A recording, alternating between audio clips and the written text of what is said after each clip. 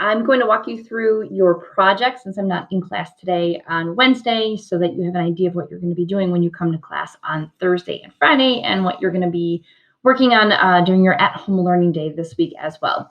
So all of these docs are already posted on Google Classroom. So please make sure you go there and take a look at everything. The whole class is going to be working on the same slideshow, the same Google slideshow. So don't make a copy of this.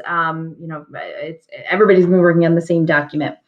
Each group is assigned 3 slides. I'm actually pointing like you can see me right now.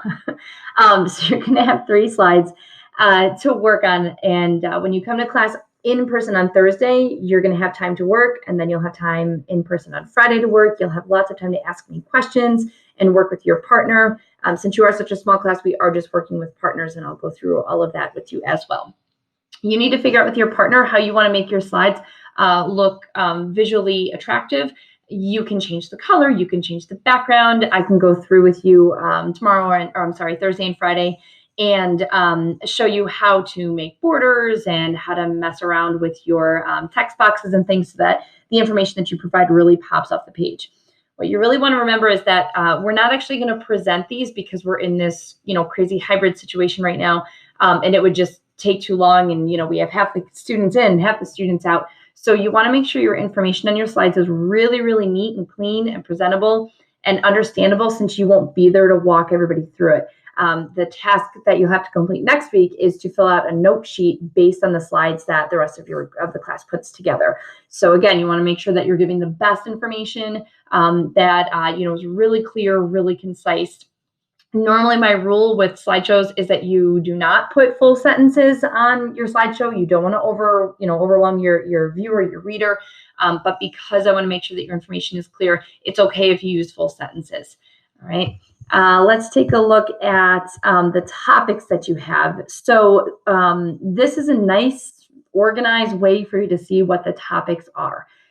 You can add more slides to your slideshow if you need them, but I just want to caution you not overwhelm everybody with your information. So each topic, we gave you the aspects of the topic that we want you to focus on. So make sure you take a look at that middle row. And then we also give you the sources that we want you to use.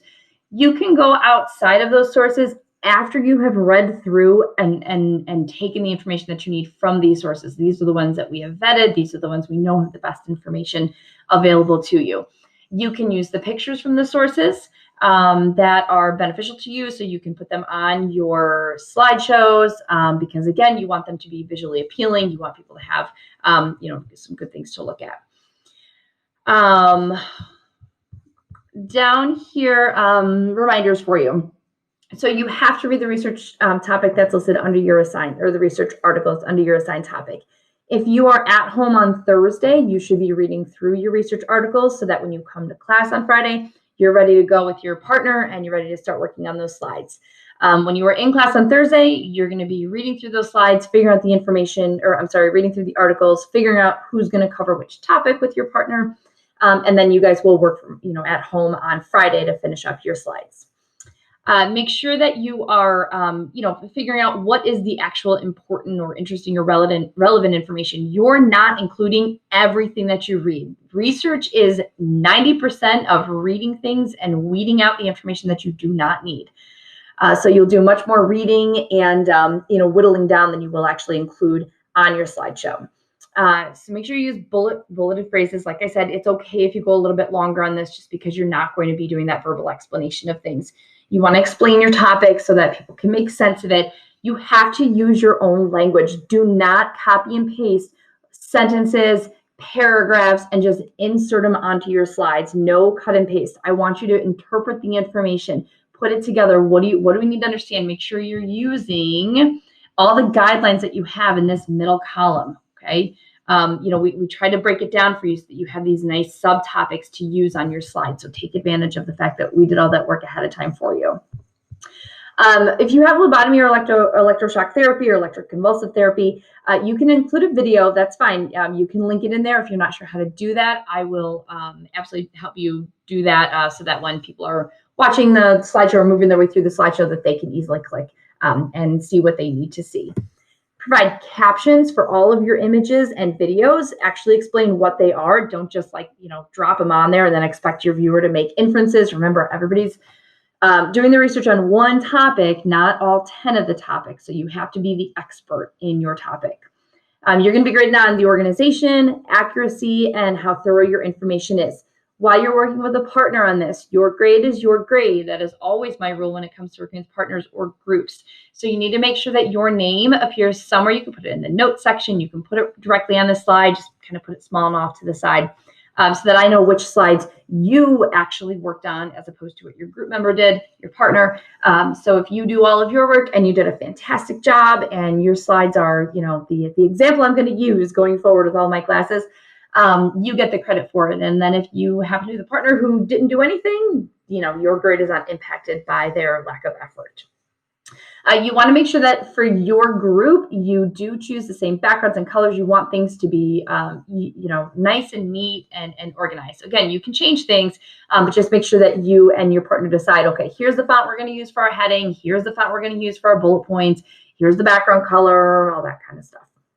So that it flows nice and neatly together. And then this document gives you your partner's name, your assigned topic, and then the slides that you are assigned. Again, remember that you have 3 slides. You can certainly use more than 3 slides, but it depends, if you're don't overload your slide. I'd rather you separate it out and do 4 if you're going to have more pictures on it. Some of the topics lend themselves to pictures more so than other ones, like with movies and television. We tend to have a lot more pictures going on with that one than we do with things like, existentialism, for example. So that's all right if you want to add another slide just to kind of spread out your information a little bit more. But you want to figure out with your partner, all right, here's how we're going to piece this information together. I'm going to take this subtopic with this idea and you're going to take this subtopic. When you're reading through your sources, then you'll be able to, kind of focus in a little bit more and pull the relevant information that you need. Don't just separate and say like, okay, if we're doing movies and television, if that's my partner, I'm going to read the 5 surprising things that 1960s TV changed, and my partner's going to read the late 1960s and early 70s, the relevance movement. Don't separate it that way. Both of you should read all of that information because you'll both find information that you can apply to your little subtopic area in both of those articles. Okay. Also, like I said, all of these articles, we chose these with purpose. So, like sometimes people come with the 1960s and they're like, oh, I don't see any information about this one little subtopic. It is there. You just have to read the whole thing. Okay. Some of them are a little bit longer. If you're reading an Atlantic article or something from the Times, it's going to be a little bit longer than, for example, yes, I know we give you a Wikipedia one down here. So that's why some of them have more information than others. It's just that the source is a little bit more full. And so you don't need to add those extra sources in there. All right, I think that was all I needed to walk you through for this. So I hope this helps when you come to class on Thursday and Friday. Oh, one more thing I wanted to point out to you guys, sorry. For your partners, I chose partners based on who is going to be in class on Thursday. So I put those people together. So that brings us all the way up to Sky and Rebecca. Those are my Thursday people. And then Will and all the way down to Brendan, you guys are my Friday people. So I wanted you to be able to actually sit together, socially distance, sit together and talk through it in person. So that's how I kind of split, you guys into 2 groups that way. All right. You can email me if you have questions or you can hold your questions until I see you on Thursday. My Friday group, obviously, if you need something before, please do reach out and I will get back to you as soon as I can.